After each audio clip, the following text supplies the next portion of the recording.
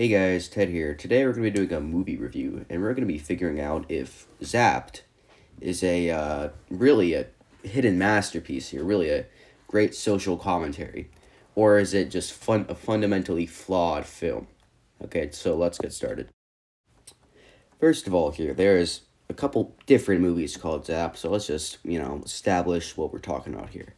I know, of course, you guys are all thinking about the teen sex comedy Zapped, of course, but unfortunately, we will be talking about Zapped 2014. So basically, Zapped 2014, we starts us off with a wedding scene. We could see Zoe being introduced to her new family, and then after later on they move in, right? So she got two stepbrothers now. Wait, no, three stepbrothers and a dad, and they're all quirky and annoying in their own ways. The dad, he blows air horns and he yells because I think he's a coach or something.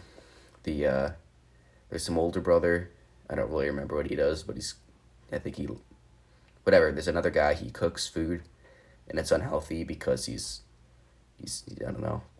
Then there's some other guy, and he's dirty. He doesn't like that soap. Basically, she's introduced to this quirky sitcom-esque bunch, and she's all like, man, these guys stink, right? And I hate them. So already we could see she's very isn't really taking to these people. Wants them to she doesn't like them being themselves. She wants them to be more like her, right? More on that later. Also, these people, they have a dog, right? The dog's also equally as obnoxious as everyone else in this family. And the dog always barks and, chases the mailman and stuff, right?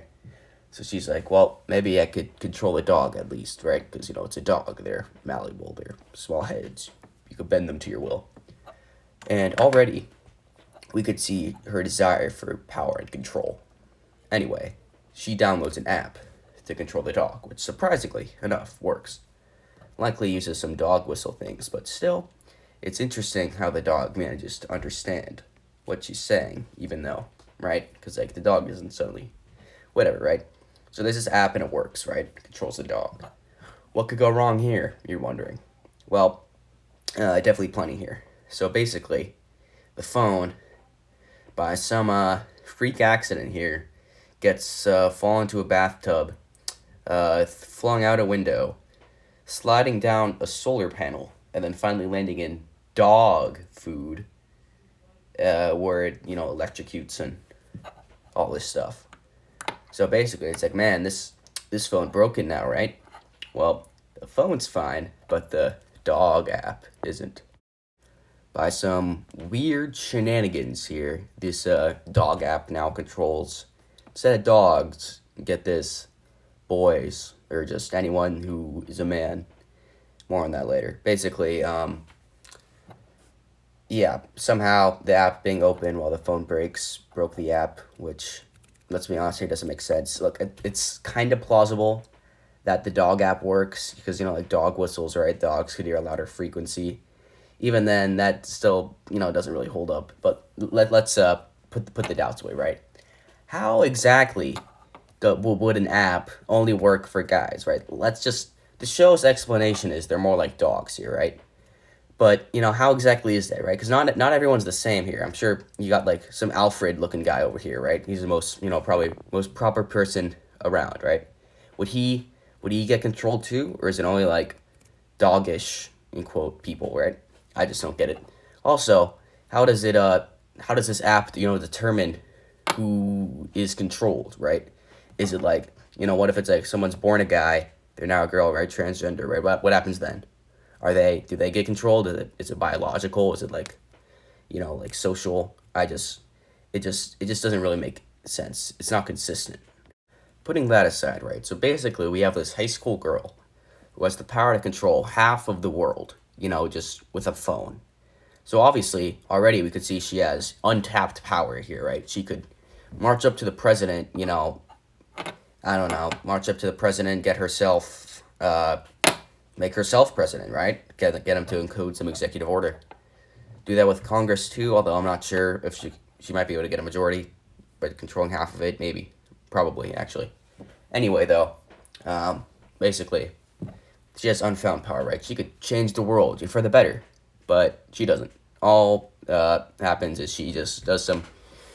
She tries to force everyone to be like a puppet, like a servant to her. Which, as I've mentioned before, she is. Okay, I'm gonna be an armchair psychologist here. I'm gonna diagnose Zoe with narcissistic antisocial personality disorder. Right? She she's borderline like insane. A few wacky stunts she pulled off is forcing people to kiss her, one. The other being mentally handicapping her brother to where all he does is just stare at things. True story here. Physically handicapping to some degree her dad to where he could hardly talk, as well as making people like literally lay down on the floor so she could walk on them, which obviously that is like probably the most blatant metaphor I've ever heard, right? She is quite literally and walking all over these people, and the show still expects us to root her as the protagonist here, right? In fact, she is so irredeemable that the show has to constantly attempt to introduce worse characters just to try to make her seem like she's not that bad. You see, Zoe is just extremely corrupt and has far too much power for any one person to reasonably hold, right? So, us, the audience, we're asking ourselves, one key question here, which is, should Zoe really have this power? Does she really deserve it? And also, we're wondering, do the guys here, do they really deserve this? Do they really deserve to be, forced to do things against their will? Which, of course, Zapped has to justify. Well, we'll see several people who are effectively caricatures of men here, just to try to emphasize that Zoe is not bad, right? We're also given antagonists who try to once again try to make Zoe sympathetic, but she is like narcissistic and psychopathic, and it's just hard. It's hard to try to like turn the audience to their side, right? One such example of this caricature is good old Trip, or the Tripster, something like that. Basically, he like farts on people like a lot, and it's like, oh man, I'm funny, I fart. And he is one of the main antagonists. He's like the large foe. It's like, man, how will Zoe conquer him? Make how will he be defeated? Because all he does, he goes up and farting and defecating and so forth, right? Another antagonist is your typical bully, just like the I'm blonde and popular and possibly cheerleader, and you know, I uh, I'm mean for no reason, and you're new here, so you're gonna get bullied, and that's basically her. She doesn't really like do anything except for the end. She's kind of like, man, why is everyone being nice to Zoe? And she's like, it's and she's like, it's from their phone. She's controlling them with the phone. And then see the bully here, she steals the phone, and then she like makes everyone like her servant, right? Which obviously I think the bully here represents the darkness within everyone, right? Like everyone has the potential. Like if you had this phone, obviously it's like greed, right? She represents greed. You greed. You want everyone to do everything for you, right? Of course, where Zoe here is, yin and yang, right? Zoe's supposed to represent yin, right? Like, man, I'm good. I want to do that. But the thing is, Zoe does do it, right? There's one scene here, which she forces everyone. They're in a dance off, right? And like most of her team's like, man, I don't feel like dancing. She's like, you will dance, and then they're all dancing, right? But they're all like forced to dance, and they're all just like really like upset and like crying while they're like doing a little jig while they're all like, bursting into tears and stuff. And it's like, wow, how are we supposed to root for this person? Like they clearly do not care about anyone else. It's like we're constantly just throwing worse people in this show just to try to make her seem better by comparison. But she just isn't. She's just like, you can't create tension in a show with like a character with like no redeeming qualities, right? There's no reason here to want Zoe to really do anything, right? Like when she like forces her when she effectively gives her younger brother OCD, to where all he does is just clean things with like sponges. It's like, is that really a good thing here? Should we be like, yeah, like Nemesis conquered, Glenn Guy off the list. Like, it's just, I don't know, maybe could be an intricate social commentary, right? Like, man, at what point would this power consume you? But, I just don't see it, man. I don't think Zapped, I don't think the writers really thought this into it. I think they're just like, man, let's have a quirky movie where with our quirky girl boss, Zoe.